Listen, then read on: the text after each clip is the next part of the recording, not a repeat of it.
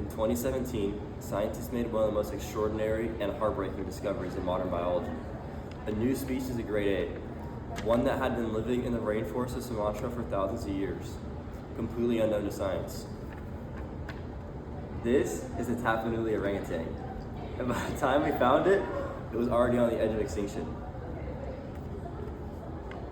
Today, we're going to find out why, and what, if anything, we can do about it. My name is Seven, and this is our documentary. I'm joined now by Dr. Aldis, a wildlife biologist who studies great apes in Southeast Asia. Dr. Aldis, for people who've never heard of the Tapanuli orangutan, where do we even start? Well, Seven, the Tapanuli orangutan, its scientific name is Pongo tapanuliensis, lives in a single isolated forest called the Batang Toru. Right here in North Indonesia, it's the only place on Earth you'll find them, and we're talking about roughly 800 individuals, that's it. Fewer than 800 individuals of an entire species. Wow. So what role do they actually play in the ecosystem, and why do they matter to the forest itself? Great question. Orangutans are what we call a keystone species. They're incredibly important seed dispersers. They eat fruit and travel long distances, dropping seeds across the forest and floor. Without them, many tree species simply cannot regenerate. Lose the orangutan and you start losing the entire forest structure of it. I'm sorry to get it, but what about their relationships with the other species in the ecosystem? They interact in a few key ways. Predation, like tigers and clouded leopards, prey on them, especially younger orangutans. Commensalism is when smaller animals often benefit from the feeding sites orangutans create in the trees. And competition, they compete with other fruit-eating animals like hornbills for the same food sources. They're deeply woven into that web. Here's where it gets hard to watch. The Tapanuli orangutan doesn't just face natural challenges, it faces us, humans. This is what we do. This is what the Batang Toru forest looks like, where palm oil plantations have moved in. The forest is being replaced, and the orangutans have nowhere to go because this is what we do to them. Dr. Aldis, what are the biggest human-caused threats to the species right now? First, habitat destruction.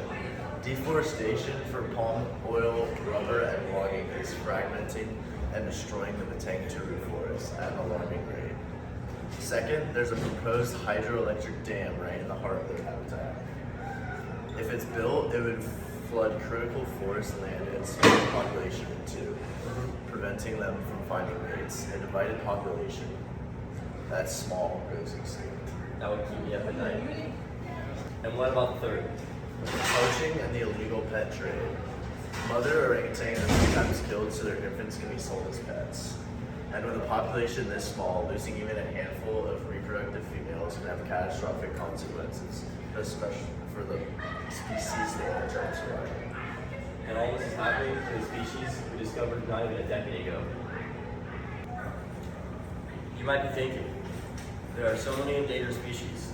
Why should we focus on this one, Dr. Aldis?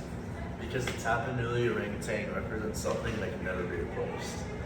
It's not just a subspecies, it's a completely distinct species. Genetically different from all other orangutans, with its own unique behaviors, its own unique calls, its own unique place in evolutionary history. If it goes extinct, the evolutionary lineage is gone. Forever, you can't bring back the species. And its decline doesn't just affect orangutans. When the Tapanuli orangutan disappears, so does its role as a seed disperser. And that triggers a cascade of loss through the entire Batang Toru ecosystem. Trees don't regenerate. Other species lose their habitat. The forest starts to collapse. So what's actually being done, Dr. Aldis? Walk us through the conservation methods in place, please. In situ conservation. That means protecting the species in its natural habitat is the most important front. The Batang Toru forest has been granted protected status by the Indonesian government, making deforestation in core zones illegal. Conservation organizations like the Sumatran Orangutan Conservation Program patrol the forest. monitor populations, and work directly with local communities to prevent poaching. Orangutan rescue and release programs return injured or confiscated individuals back into the wild whenever possible. XC2, outside the natural habitat. Conservation is also critical as a safety net. Zoos and sanctuaries around the world house orangutans, and while they're not Tapanuli specifically, these facilities are building expertise in orangutan husbandry, healthcare, and most importantly, genetic management. If a captive population needs to be established in the future, this knowledge becomes essential. Has any of this actually worked? It's slowing the decline, but we're fighting an uphill battle. The population hasn't recovered, it's holding on. And that holding on is only possible because of sustained conservation efforts. Without them, the species would already be functionally extinct. So who is actually responsible for saving this animal? Is it the Indonesian government? Is it scientists, or is it corporations? All of the above. Governments need to enforce and expand protections. Corporations need to be held accountable for deforestation in their supply chains. Scientists need to continue monitoring and advocating. But here's what people don't always talk about. Consumers have power too. Every product that contains unsustainably sourced palm oil is connected to habitat destruction. So what can we actually do as students and as people who don't live in Sumatra? Check for the RSPO certification. That's the Roundtable on Sustainable Palm Oil on products you buy. Donate or raise awareness for organizations like the SOCP, and honestly, talk about this species. The Tapanuli orangutan is so new to science that most people have never heard of it. The more people who know it exists, the more political and social pressure there is to protect it. Dr. All is gone. We have nothing left to talk about. But to wrap it up, we discovered the Tapanuli orangutan in 2017. In 2017, you heard that right.